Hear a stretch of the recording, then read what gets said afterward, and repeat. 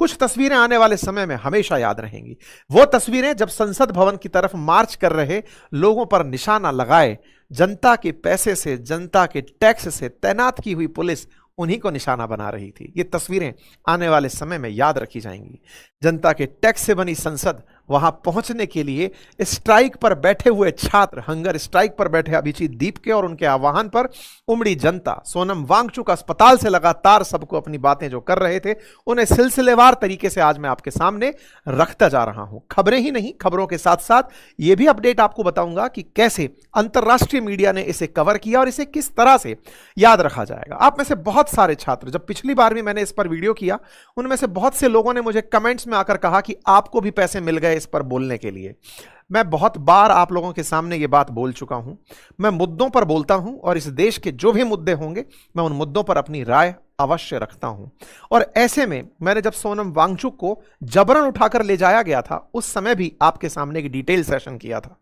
और आज भी जिस समय हमारे छात्रों ने हमारे देश की व्यवस्थाओं के लिए, हमारे बच्चों के आने वाले भविष्य के लिए, आपके लिए इस कदम को उठाया है, तो उनके लिए जो कवरेज है, उनके लिए जो विषय विश्लेषण है, वो मैं लेके सामने आपके सामने हाजिर हूं। सोनम वांगचुक के अस्पताल से जो मैसेज फिलहाल आ रहे हैं वो टिश्यू पेपर पर लिखे हुए मैसेजेस हैं। जिस तरह से किसी देश के अंदर बंधक उन्हें बना लिया गया हो। अस्पताल में एक व्यक्ति जो पीड़ित है, भूख अनशन पर है, वो इस बात के लिए अनशन पर है कि सरकार मेरी बात सुने। इस देश में भूख हड़तालों का लंबा इतिहास रहा है। भूख हड़तालों के चलते राज्यों का निर्माण हुआ है। यह देश महात्मा गांधी का देश है, जहां पर सरकार के सामने, अंग्रेजों के सामने, अंग्रेजों के जो दुर्दयी जो शासन था उसके सामने भी भूख हड़ताल जैसी जो तरीके थे, अनशन थे, उनसे सरकारों से सवाल किए गए हैं। सोनम वांगचुक ने बिल्कुल वही तरीका अपनाते हुए सरकार से सवाल किया। जब सरकार से सवाल किया तो उसके बाद क्या क्या हुआ, अब मैं आपको वो बताता चलता हूं। तो साहब, ये सोनम वांगचुक का आपको मैंने उस दिन सेशन में डिटेल में जानकारी दे दी थी। तय था कि 20 तारीख के दिन, जब संसद भवन का आज पहला मानसून सत्र का सेशन शुरू होगा, उस समय एक मार्च रखी जाएगी, यात्रा रखी जाएगी। लेकिन उस यात्रा को तितर बितर करने के लिए उन्हें 2 दिन पहले ही सदन वहां से जंतर मंतर से उठा लिया गया। सोनम वांगचुक का अपनी तरफ से आज के दिन संदेश आता है। उनकी पत्नी अब उनका हैंडल संभाल रही हैं और उनके द्वारा यह मैसेज आता है, मैसेज फ्रॉम सोनम के नाम से, कि साहब, आजादी का दूसरा आंदोलन, भयमुक्त भारत, अन्याय मुक्त भारत। और ऐसे में इस पूरी घटना को इन्होंने अपनी तरफ से एक टिश्यू पेपर पर लिख करके लगता है भेजा। उन्होंने अपनी तरफ से कुछ मांगे रखी। आज सुबह 6:30 बजे सोनम वांगचुक का एक ट्वीट आता है, जो कि एक कागज पर लिखा हुआ था। और ये कागज जिस तरह का दिख रहा है, ये टिश्यू पेपर जैसा है, क्योंकि उनकी पत्नी ये आरोप लगा चुकी है कि उन्हें लिखने के लिए भी कोई कागज नहीं दिया गया है। इस कागज पर लिखा था कि may of you have asked where will I when I will end the fast, मैं कब अपना फास्ट कब खत्म करूंगा। As mentioned earlier to supporters, I will end my fast on 20th July, मैं 20 जुलाई को अपना अनशन खत्म कर दूंगा यदि, इन्होंने 3 बातें लिखी। पहली बात थी, अगर सरकार अपनी तरफ से जिम्मेदारी ले कि एजुकेशन सिस्टम के अंदर किसी भी प्रकार का जो फेलियर हुआ है उसकी वो जिम्मेदारी ले। दूसरा कहा गया, यदि मैं और लीडरशिप ऑफ सीजेपी आपके पास पहुंचते हैं, डोर स्टेप पर पहुंचते हैं पार्लियामेंट के, वहां पर जो एमपीज हैं या लीडर तमाम पार्टियों के हैं, वो मुझसे, हमसे मिले और ये कहें कि हम संसद में इस बात को उठाएंगे। इन्होंने दूसरी बात ये रखी, संसद तक ये मार्च आज के लिए रखी ही इसलिए गई थी ताकि प्रदर्शनकारी वहां पर सांसदों से कह सकें कि सर ये बात हम लोगों ने उठा ली, कृपया करके अब हमारी बात को आप सदन में सरकार के सामने उठाइए। बोले इस काम को करने के लिए आप लोग हमसे मिल लीजिए, सदन के बाहर मिल लीजिए, हम आपको बात बताने आ रहे हैं। तीसरा पॉइंट इन्होंने रखा, यदि मेरी शरीर को किसी प्रकार का कोई भी नुकसान होता है और मैं किसी कारण से असमर्थ होता हूं, तो मंत्रियों का या एमपीओं का एक समूह आकर के मुझसे मिल ले और हमें इस बात का अश्योरेंस दे दे। यह बात इन्होंने बोलते हुए यहां पर लिखी। तो कुल मिलाकर जो जिम्मेदार हैं, जिम्मेदार Dharmendra Pradhan, NEET paper leak के लिए जिनके ऊपर लगातार सवाल उठ रहे हैं। अभिजीत दीपके ने अपनी तरफ से यह कहा कि सोनम सर जो हैं उन्होंने डिसाइड किया है कि हम अब 20 तारीख को ये पूरी तरह से प्रोटेस्ट को करेंगे। इस प्रकार से सुबह सुबह जनता का जमावड़ा होना शुरू हो जाता है। कल रात से ही यहां जंतर मंतर पर बड़ी संख्या में भीड़ आना शुरू हो जाती है और कहा जा रहा है कि इतने दिनों में पहली बार इतनी बड़ी भीड़ संख्या में यहां पर उपस्थित थी, क्योंकि 20 तारीख के दिन यानी कि जंतर मंतर आज के दिन जनता को, जो प्रोटेस्टर्स थे, छात्र थे, विरोध में जो सरकार के सामने सवाल करने उमड़े थे, उनकी भीड़ यहां पर घनी उमस, बहुत बारिश का मौसम, और उस बीच में लोग यहां पर निकलकर अपने कंफर्ट से बाहर पहुंचे। मैं इसीलिए बोल रहा हूं कि इस दिन को याद रखा जाएगा।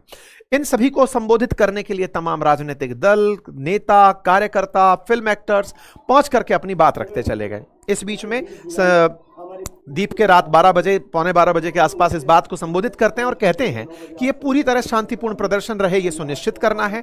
हाथ में किसी को अगर लगता है तो कोई पुस्तक लेकर आए, फूल लेकर आए, महात्मा गांधी की तस्वीर लेकर आए, अंबेडकर जी की तस्वीर, जो भी लेकर आए, पर कोई भी ऐसा कार्य ना करे ताकि इस आंदोलन के ऊपर इस तरह के प्रश्न उठे कि हमने सरकारी संपत्ति को नुकसान पहुंचाया। यह बात बड़ी स्पष्ट है कि आंदोलन के अंदर कुछ ऐसे लोग एंट्री कर सकते हैं जो इस आंदोलन की छवि को बिगाड़ने का प्रयास करें। कुछ ऐसे न्यूसेंस लोग आ सकते हैं जो आंदोलन की शक्ल को बिगाड़ दें। 10-15 लोग आए और ऐसे नारे लगाएं जो इस देश के अंदर चर्चा का विषय बन जाए कि वहां पर तो ऐसे आंदोलन में नेता ऐसे नारे लगते हैं। तो आप लोगों को विजिलेंट रहना है। यह बात इन्होंने यहां पर आह्वान में कही। ये जो बात इन्होंने यहां पर कही, उसके साथ साथ आज का दिन सुबह निकला। सुबह से पहले पुलिस ने अपनी तैयारियां रात को ही शुरू कर दी। जंतर मंतर के चारों तरफ बहुत बड़ी बड़ी बैरिकेडिंग्स लगा दी गई, जिन्हें पार कर पाना सहज में संभव नहीं था। पुलिस का जाब्ता हजारों की संख्या में तैनात कर दिया गया, जैसे ना जाने सदन की तरफ जाने वाले हैं आतंकवादियों को जो नहीं रोक पाए, वो अब इन बैरिकेडिंग्स को लगा करके उन लोगों को जो सदन में बैठे हुए सांसदों से सवाल करने के लिए कि हमारी बात उठाना। इस देश में आतंकवादियों ने सदन पर हमला किया, उस पाकिस्तान के सामने आज भी हम अपनी जमीन मांग रहे हैं कि हमें पाकिस्तान ऑक्यूपाइड कश्मीर चाहिए।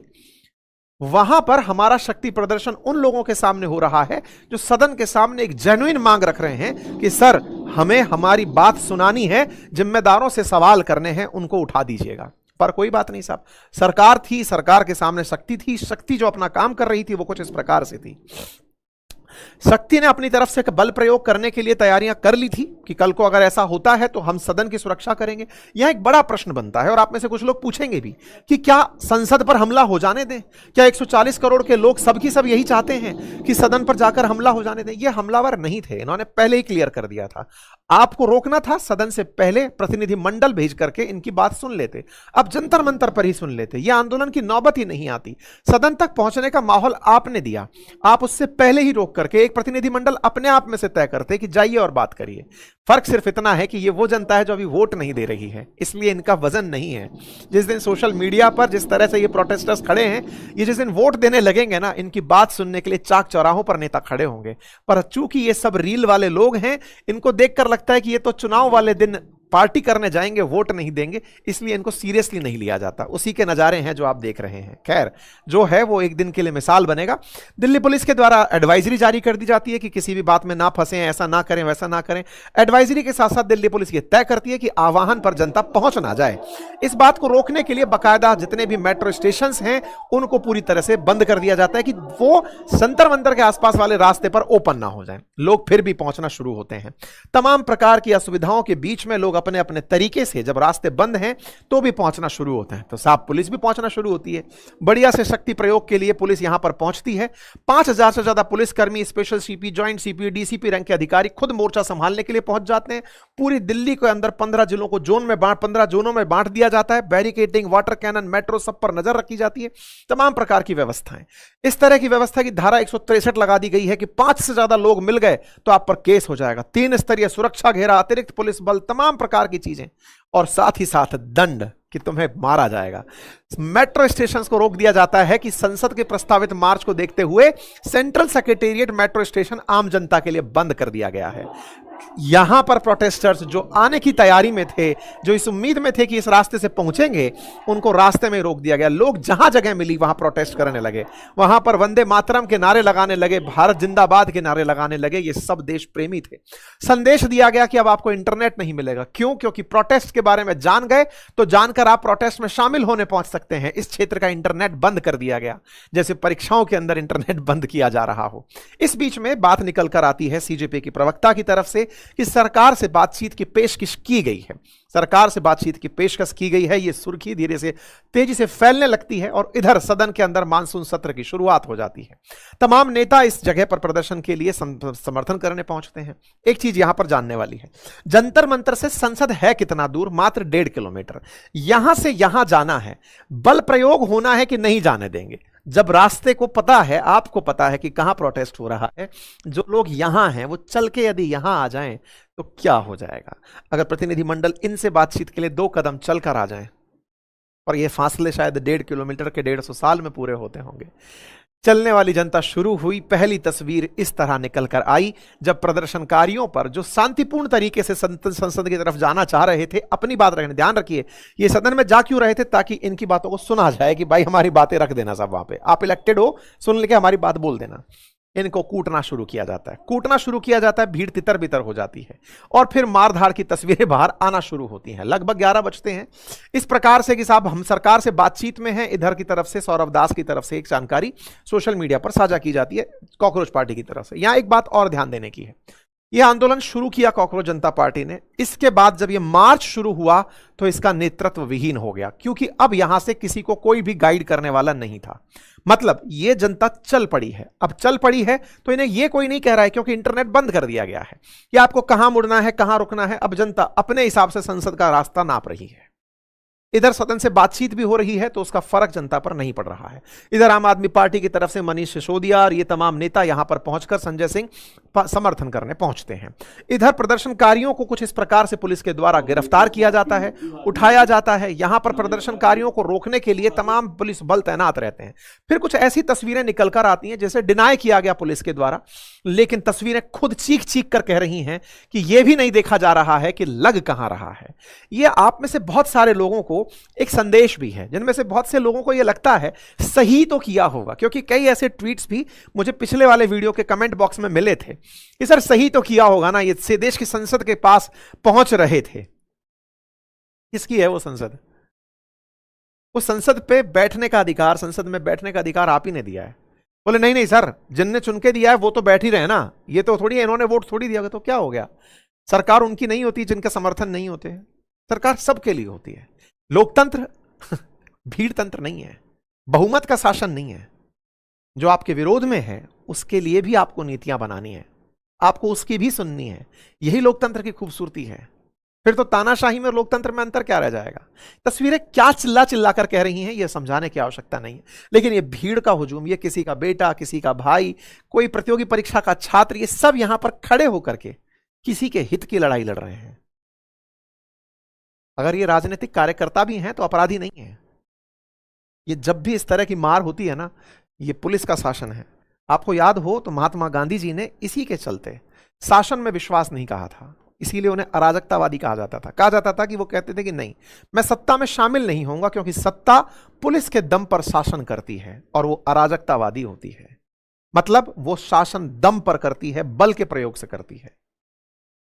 महात्मा गांधी जी को इसीलिए कहते हैं पंचायती राज से सरकार को ऊपर ले जाने का विचार था उनका। खैर, फिलहाल के लिए तस्वीरें निकल कर आती हैं। दिल्ली पुलिस कहती है कि साहब जितनी भी न्यूज आ रही है उन पर ध्यान मत देना, फेक है, ऐसा कुछ भी नहीं हुआ है। इस बीच में सोनम वांगचुक का फिर से ट्वीट आना शुरू होता है कि देखो मेरी जो तबीयत है उसको लेकर के मैं सभी से यही कहूंगा कि भाई मैं इस मार्च को ज्वाइन करना चाहता हूं और यह मार्च होना चाहिए। सौरभ दास अपनी तरफ से इस बीच में आशुतोष राखा के साथ निकल करके मिलने पहुंच जाते हैं नड्डा जी के सामने। इस बीच में बारिश आ जाती है। जिन रास्तों को पुलिस ने ब्लॉक कर दिया था उसके दूसरी तरफ से निकले हुए रास्तों से प्रदर्शनकारी पहुंचना शुरू हो जाते हैं। ये छात्र जो आंदोलन करते रहे छात्र हैं, ये वहां से निकलते हुए पहुंचना शुरू हो जाते हैं। ये तस्वीर जब निकल कर आती है, संसद के अंदर की तस्वीर देखनी चाहिए। इधर ये लोग चल रहे हैं और उधर संसद के अंदर की तस्वीरें आती हैं। सुरक्षा अधिकारी भागने शुरू होते हैं कि कहीं संसद के अंदर भीड़ ना घुस जाए, क्योंकि ये दूसरे रास्ते से आ रहे हैं। जिसकी तैयारी इन लोगों ने की थी वो रास्ता ये नहीं था। ये तस्वीरें निकल कर आती हैं और इन तस्वीरों में कुछ ऐसी तस्वीरें जिसमें क्यूआरटी गन लगाकर खड़ी है कि आते ही शूट कर देंगे, वाटर कैनन लेकर के अग्निशमन के कर्मचारी खड़े हैं कि पानी से उन्हें दूर भगा देंगे। एक ऐसी तस्वीर निकल कर आती है जिस तस्वीर को देख करके अद्भुत किलेबाजी आपको नजर आ सकती है। यहां पर यह तस्वीर जो आप देख रहे हैं, इस तस्वीर के साथ साथ क्यूआरटी की टीम आपको दिखाई दे रही है। साथ में कुछ ऐसी तस्वीरें जिसको आप देख करके अंदाजा लगा सकते हैं कि कैसे गन लगाकर अगर कोई गेट के अंदर घुसा तो उसे मार दिया जाएगा। जैसे कभी देश के अंदर आतंकवादी संसद में घुसे थे तो उन्हें मार दिया गया था, बिल्कुल उस तरह से यहां पर तैयारी कर दी जाती है कि साहब अब सिंबॉलिक ही सही, देखो मारा जाएगा। ये तस्वीरें आती हैं, तस्वीरों के साथ साथ वाटर कैनन लिए हुए ये सीएसएफ के जवान दिखाई देते हैं कि देखो हम क्या करेंगे। इधर की तरफ लाठीचार्ज होना शुरू होता है, जिस भी रास्ते से जो आ रहे हैं उनके ऊपर लाठीचार्ज, और लाठीचार्ज इस तरह से कि घायल हुए लोगों को जमीन में ही पड़ा छोड़ दिया गया, कोई उठा नहीं रहा है, जैसे कि वो पता नहीं क्या मांग रहे हो। ये कचरे में पड़ा हुआ एक छात्र आपको तस्वीरों में दिख रहा होगा, जिसको इस तरह कदर पीटा गया कि वो यहां घायल हो गया, लेकिन कोई पुलिसकर्मी झुकने के लिए भी तैयार नहीं। यहां तो उनकी दुश्मनी चल रही है, यहां पर पीटा जा रहा है। ये पीटना अगर भीड़ को तितर बितर करने का प्रयास था तो घायलों की सुरक्षा का अधिकार किसके पास था? भीड़ पर आंसू गैस के गोले छोड़े जाते हैं, आरटी में कवर होना शुरू होता है, अंतर्राष्ट्रीय मीडिया इसको कवर करना शुरू होती है, तमाम राजनीतिक दल फिर इसके ऊपर अपनी प्रतिक्रिया देना शुरू करते हैं। फिर चाहे जितने भी राजनीतिक दल विपक्ष के हैं, स्वाभाविक सी बात है सत्ता पक्ष तो क्या ही लिखेगा, लेकिन विपक्ष की तरफ से यहां पर तमाम चीजें। इसी बीच में लोकसभा के अंदर मतलब हमारी संसद के अंदर मल्लिकार्जुन खड़गे जी इस बात को उठाते हैं कि साहब जंतर मंतर पर लाठीचार्ज हुआ है।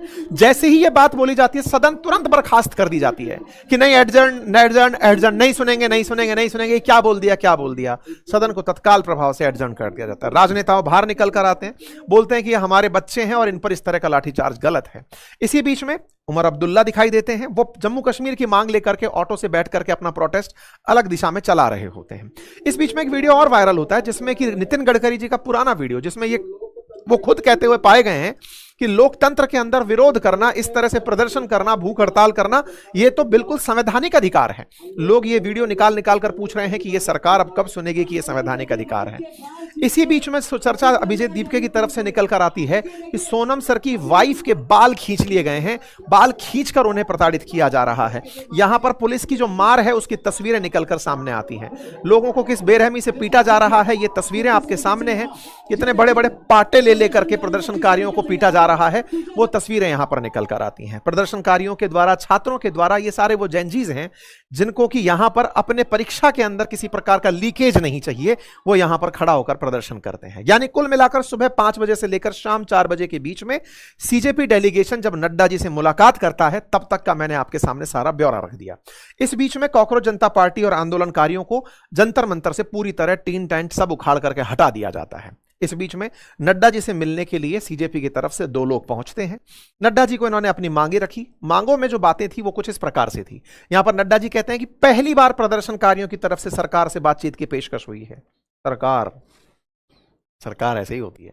इसमें यह बात लिखी गई है कि 4 बजे मुझे लिखित याचना मिली और लिखित याचना मिली तो हम बात करने को तैयार हो गए। यहां 3 डिमांड बाहर आई। पहला, सोनम वांगचुक को बिना किसी प्रकार की रोक टोक के मूवमेंट दिया जाए, उनकी पसंद के अस्पताल में एडमिट रहने दिया जाए। धर्मेंद्र प्रधान को रेजिग्नेट किया जाए या फिर उनको हटा दिया जाए। धर्मेंद्र प्रधान के बारे में यह मांग की गई। और जो बच्चे मरे हैं, जिनको मतलब जो सुसाइड किए हैं, जो इस दुर्घटना में मरे हैं, पेपर लीक के कारण जो मरे, उन्हें प्रति व्यक्ति 1 करोड़ रुपया दिया जाए। इन मांगों को लेकर के ये लोग यहां पर पहुंचते हैं। यहां पर दिल्ली पुलिस की तरफ से आता है कि प्रदर्शनकारियों से संयम बरतने का रिक्वेस्ट करती है, शांतिपूर्ण तरीके से कानून व्यवस्था रखने का आदेश वो देती है, अपनी सलाह देती है। सब दिल्ली पुलिस में सलाह दी। दिल्ली पुलिस की तरफ से अपडेट आया कि हमारे भी 50 से ज्यादा पुलिसकर्मी घायल हो गए हैं। तो सब दोनों तरफ से घायल हो गए हैं, दोनों तरफ से घायल होते हैं। तो इस बात में दिल्ली के गृह सचिव, आईबी चीफ और कमिश्नर की बैठक का अपडेट आता है। आगे क्या और क्या हो? क्या इस वार्ता को पहले किया जा सकता था? बहुत बेसिक सा सवाल। क्या सरकार की तरफ से कोई भी प्रतिनिधि इस बात को नहीं जान रहा था कि कुछ ऐसा आंदोलन 20 तारीख को होने वाला है, उनसे बात कर ली जाए? किस बात का एरोगेंस था, किस बात की चिढ़ मचाई जा रही थी? आप में से बहुत सारे लोग इस बात के समर्थक होंगे कि ऐसे तो कल को किसी भी नेता के खिलाफ कोई प्रोटेस्ट करेगा तो फिर तो नेता को हटा दिया जाएगा। सच माने तो आप राइट टू रिकॉल इसे ही कहते हैं। लोकतंत्र की अगर आप बहुत फेयरनेस तक जाना चाहें ना, तो स्कैंडिनेवियन कंट्रीज में राइट टू रिकॉल है। अगर आपको लगता है कि हमारा नेता चुना हुआ सही से काम नहीं करना है तो इसे हटाइए, पद से हटाइए। राइट टू रिकॉल है ये। सही में डेमोक्रेसी के अंदर अगर आप और पदों पर चलते चले जाएंगे, डेमोक्रेसी में वोट देना मैंडेटरी किया जाना चाहिए, अकाउंटेबिलिटी तय होनी चाहिए। हमारे देश के अंदर राजनेता अकाउंटेबल नहीं होते, इसीलिए ये प्रोटेस्ट हो रहे हैं। जिस ब्रिटेन से हमने ये सब सीखा ना, उसने अपने आप पर अकाउंटेबिलिटी अपना ली है, अपडेट कर लिया है खुद को, हम नहीं अपनाए हैं। वहां पर अगर कोई भी जिम्मेदार हो, आप ही के सामने ब्रिटेन के पिछले मतलब भारत के अंदर पिछले 10 साल और ब्रिटेन के अंदर 6 प्रधानमंत्री बदल चुके हैं, जिम्मेदारियों में फेल मार जा रहे हैं तो हट जाते हैं, अरे हट गए। सोनम वांगचुक एक्टिविस्ट हैं, इनका पॉलिटिकल इंक्लिनेशन निकाल लीजिए कि चलो ये कांग्रेस से हैं कि आम आदमी पार्टी से हैं। अपोजिशन भी तो देश का ही होता है, अपोजिशन देश का होता है, तो ऐसे में इनकी बातें सुनने में गुरेज क्या है? अनशनकारी है, सुन लीजिए ना बात क्या है, कोई मध्यम मार्ग निकालिए। बड़ा सवाल है। आप सोचते हैं क्या किया जाए, लेकिन दुनिया इस बारे में सोचना शुरू कर चुकी है। आज ये प्रदर्शन अंतरराष्ट्रीय विषय बन चुका है, अंतरराष्ट्रीय मीडिया इसके ऊपर कवरेज शुरू कर चुकी है। तमाम दुनिया भर की मीडिया में इस आंदोलन को कवर किया जा रहा है। सवाल यह है कि मीडिया कवरेज प्लांट हो सकता है, सब हो सकता है, ये आपके तर्क हो सकते हैं, लेकिन अल्टीमेटली आपसे सवाल इतना ही किया जाएगा, कौन है जो जाकर के आपके लिए लाठी खाने के लिए सड़क पर खड़ा होगा? विचार कीजिएगा और उस आधार पर फिर कमेंट कीजिएगा। फिलहाल के लिए इतना ही। जानकारी पसंद आई हो साथियों से साझा करें, चैनल पर नए हैं तो सब्सक्राइब कर लें। बाकी हाँ, कुछ वीडियोस हमने आपके लिए और बना के रखे, ये आपकी जानकारी के लिए हैं। इसका लिंक मैंने कमेंट बॉक्स में पिन किया है। एक वार्ता है पूर्व जेलर के साथ, आप उसे सुनना चाहें तो तिहाड़ जेल की कहानी किस्से वहां पे सुनने को मिलेंगे। धन्यवाद।